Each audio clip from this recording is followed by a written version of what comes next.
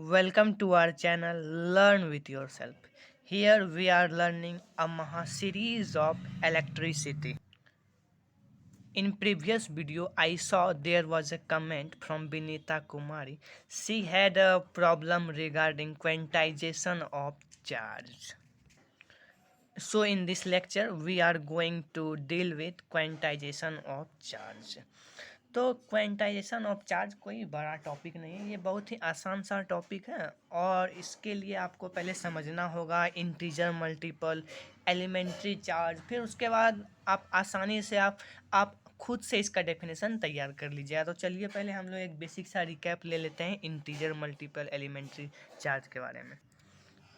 तो आप जानते होंगे कि मल्टीपल क्या होता है। अगर मान लीजिए हम दो नंबर लेते हैं, एक x लेते हैं और दूसरा y लेते हैं।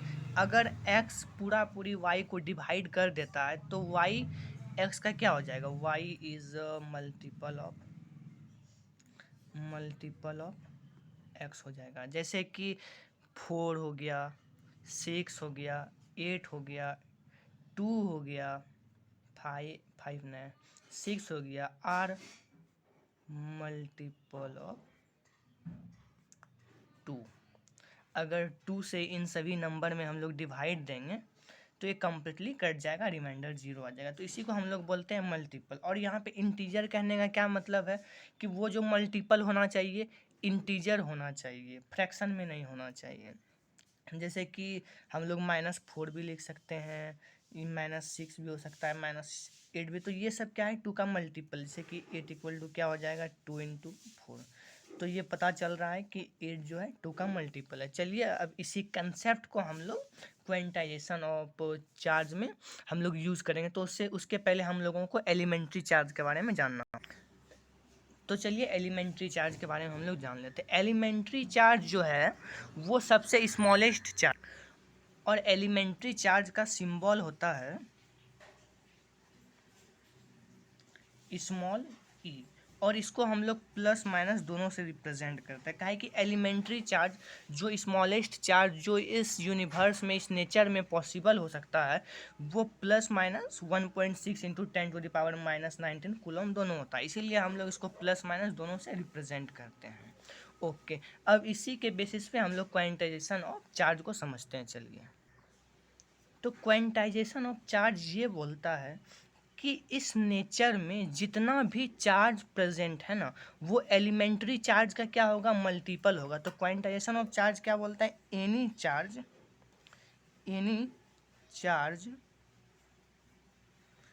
Present in our nature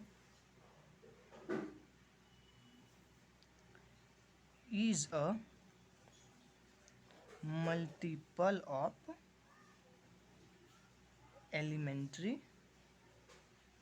charge.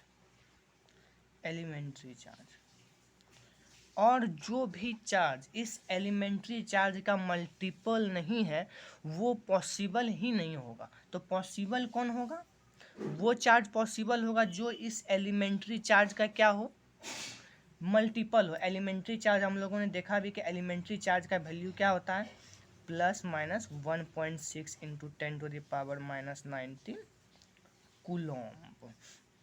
तो जैसे आप देख सकते हैं फॉर एग्जांपल 3.2 × 10⁻⁻19 कूलम्ब। क्या आपको लगता है ये चार्ज पॉसिबल होगा? चलिए हम देखते हैं। इसको हम लोग क्या लिख सकते हैं, 2 × +1.6 × 10⁻⁻19 कूलम्ब। हम लोगों ने प्लस इसलिए लिखा क्योंकि ये एक प्लस चार्ज है। तो आप देख सकते हैं कि ये जो है इसका मल्टीपल है, तो इसका मतलब ये चार्ज क्या है, पॉसिबल है।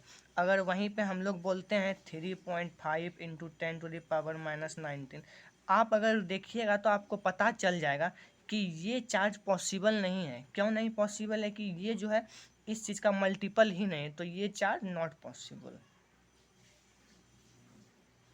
तो हम लोगों को क्या पता चला कि चार्ज वही पॉसिबल होगा जो इस बेसिक एलिमेंट्री और स्मॉलेस्ट चार्ज का मल्टीपल होगा। तो यहाँ पर से हम लोग एक और भी चीज़ डिराइव कर सकते हैं। तो चलिए आगे देखते हैं। तो इस डेफिनेशन से ही हमको क्वांटाइजेशन का क्या बोलते हैं फार्मूला मिलता है। जैसे कि अगर मान लीजिए कोई चार्ज है, तो हम लोगों ने पिछले वीडियो में व्हाट इज चार्ज में हम लोगों ने देखा था कि किसी भी चार्ज को क्यू सिंबल से डिनोट करते हैं। अगर मान लीजिए हम लोग कोई चार्ज क्यू लेते हैं, अगर वो इस नेचर में पॉसिबल है, तो वो इस एलिमेंट्री चार्ज का क्या होगा, एक मल्टीपल होगा। इसका मतलब अगर हम लोग एलिमेंट्री चार्ज ई को अगर हम लोग एन नंबर ऑफ टाइम से मल्टीप्लाई करते हैं, तो ये क्या बोलते हैं वो क्यू चार्ज आना चाहिए। अगर यही होगा तभी क्या बोलते हैं ये चार्ज पॉसिबल होगा। तो हम लोगों के पास एक नया फार्मूला आया कि Q equal to minus plus n e. तो ये माइनस प्लस ई का है। तो आप इसको और भी एक बेहतर तरीके से समझ सकते हैं कि जैसे मान लीजिए आपका 3.2 इंटू 10⁻⁻⁻⁹ कूलम्ब है। तो इसको हम लोग क्या लिखेंगे, इसको हम लोग लिखेंगे 2 इंटू 1.6 इंटू 10⁻⁻19 कूलम्ब। तो आप देख सकते हैं कि अगर इसको हम लोग यहाँ पे पुट करेंगे तो हमको पता चलेगा कि Q का वैल्यू क्या है, 3.2 इंटू 10⁻⁻19 कूलम्ब है। और E का तो एलिमेंट्री चार्ज वो तो कांस्टेंट रहेगा ही, और N का वैल्यू यहाँ पे क्या हमको आ गया, 2 आ गया। तो इसका मतलब यहाँ पे हम 3.2 इंटू 10⁻⁻19 को हम लोग लिख सकते हैं प्लस 2E लिख सकते हैं, क्या कि E का वैल्यू तो ये होगा ही। तो अगर हम लोग नहीं भी लिखें, अगर हम लोग डायरेक्ट लिखते हैं प्लस 2E, तो इसका मतलब ये यही चार्ज होगा।